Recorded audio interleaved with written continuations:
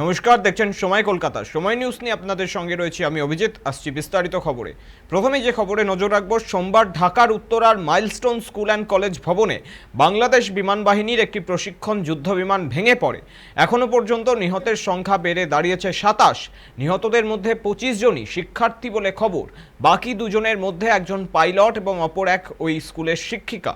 মঙ্গলবার সকাল 8টার পর জাতীয় বার্ন অ্যান্ড প্লাস্টিক সার্জারি ইনস্টিটিউটের চিকিৎসকরা জানান, আহত অবস্থায় 78 জন হাসপাতালে চিকিৎসাধীন রয়েছেন।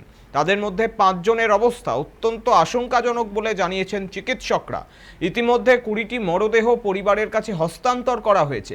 দুর্ঘটনাস্থলে উদ্ধার কাজ শেষ হলেও হাসপাতালে মৃত্যুর মিছিল এখনও থামেনি। প্রত্যক্ষদর্শীরা জানান, বিমানটি হঠাৎ করে নিয়ন্ত্রণ হারিয়ে স্কুল ভবনের উপর আছড়ে পড়ে এবং মুহূর্তেই আগুন ধরে যায়। আগুনের লেলিহান শিখায় অনেক শিশু সহ শিক্ষকরা। দেশ জুড়ে নেমে এসেছে শোকের ছায়া।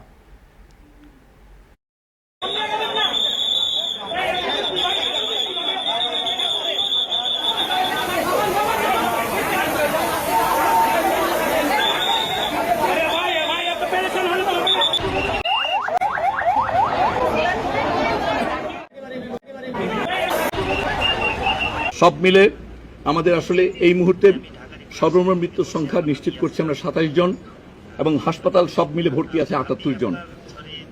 এবং এর মধ্যে আমাদের এই হাসপাতালে যারা ভর্তি আছে তার মধ্যে বেশ কয়েকজন আইসিইউতে আছে। আইসিইউতে থাকা রোগীদের মধ্যে কয়েকজন ভেন্টিলেটর আছে, কয়েকজন ভেন্টিলেটর নেই।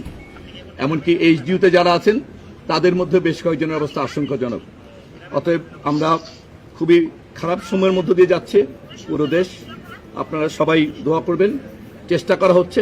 ইতিমধ্যেই গতকাল আপনারা জেনেছেন যে আমাদের পক্ষ থেকে এই হাসপাতালের সঙ্গে সিঙ্গাপুর জেনারেল হাসপাতালের একটা এমওইউ আছে, সেটার ভিত্তিতে এখান থেকে অনুরোধপত্র পাঠানো হয়েছে টেকনিক্যাল অ্যাসিস্ট্যান্সের জন্য।